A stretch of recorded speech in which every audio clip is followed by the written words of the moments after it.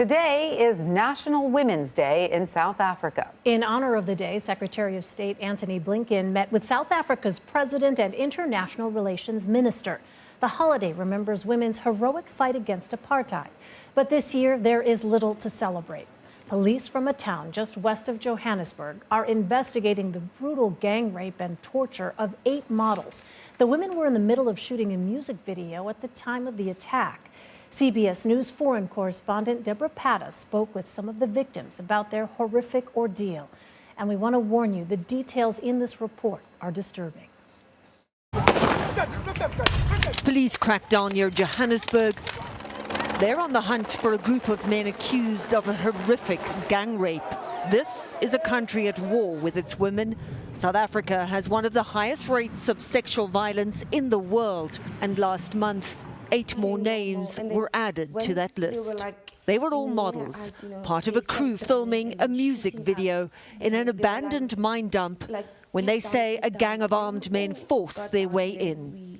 Some of us tried to run, but they were not able to because they were shooting up, and while they were shooting 19-year-old Bontle and her sister Amanda say they were thrown into a pit with the rest of the young women and that the men took turns to rape them all over and over again. We were crying, some of the girls, they were also screaming while they were raped also. And in front of our eyes, the other one, they raped her in front of us, like looking. 26-year-old Anita was already traumatized. She says she was sexually assaulted when she was a teenager.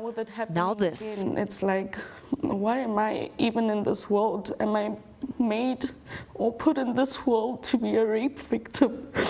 And every time I would try to make something good out of it, it just has to come again and start. The women say they were gang raped for over 3 hours before their captors fled. But their ordeal was not over. After reporting it to the police, their names and addresses were leaked on social media. Now you've already killed me and taken like my innocence, my purity, and now you just want to kill me physically, where I can't even go outside. Are you sleeping at night? Not really, no. I woke up around 1 feeling like someone is grabbing my arm, and I felt the scent of one of the guys that was raping me, and I didn't know what to do. August is when this country commemorates South African women's heroic fight against apartheid. But these days, there's not much to celebrate when nearly every 12 minutes a woman is raped here. The brutal assaults have sparked furious protests against ineffective policing. Detectives are holding over 120 men rounded up in connection with the crimes. Most are in the country illegally. None have been charged with rape. Gender violence researcher Lisa Vetten believes the country's criminal justice system is failing women. So you can actually see in the last decade how the number of rapes that are being put down for conviction that are resulting in prosecution has declined. Why put yourself through this when there's no guarantee that you're ever even going to see justice? And the young models who bravely reported this recent attack now fear retaliation. We're just scared.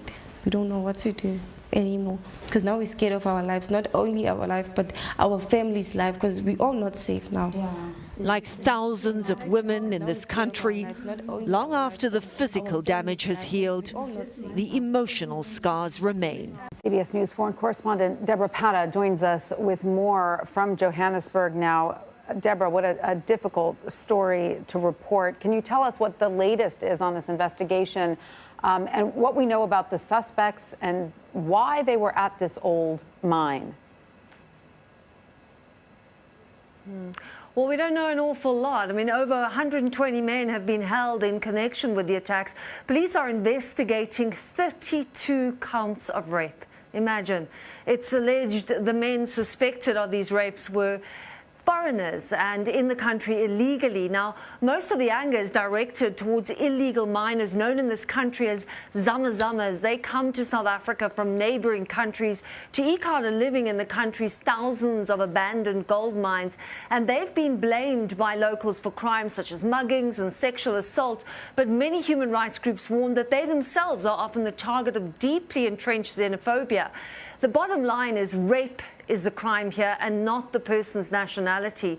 And more than 80 of those zama-zamas who've been arrested have appeared in court. And frankly, the arrests are somewhat knee-jerk. Police say they will conduct a probe to see if the men's DNA matches any of the evidence from the victim, but appears to be a crackdown basically in response to general allegations of criminality leveled at these illegal miners rather than an operation specifically connected to this gang rape. Well, Deborah, as you reported in your piece, South Africa has one of the highest rates of sexual violence in the world. What is the government doing to address that? Frankly, not enough. I mean, women do not always feel safe in South Africa. I'm the mother of 2 daughters, and I do worry about them. This attack has shone a spotlight, really, once again on this country's chronic problem of gender-based violence. I mean, in the first 3 months of this year alone, nearly 11,000 cases of rape were reported. That's an increase of nearly 14% over the same period last year. And far from being the norm, incidents, rather not being the norm, incidents such as these are reported often, but the real number is believed to be much, much higher. The president of the country, Cyril Ramaphosa, has called it a crisis in the past, but activists say that crisis really implies, you know, it flares up, then it dies down, and then we're all outraged and surprised when there's another brutal rape a few months later. This is really a deeply entrenched problem in South Africa, and one of the issues is that there are not enough prosecutions of rape. Women's rights groups have called for more investment in programs that target men, their negative attitudes towards women, as well as a tightening up of the justice system. Rape convictions, you know, they do send a strong message. And I think only around about 9% of rape cases in South Africa actually result in convictions. So the justice system is highly inefficient, very slow. And that really is where efforts need to be concentrated in this country. Absolutely. Debora Patta in Johannesburg, thank you so much.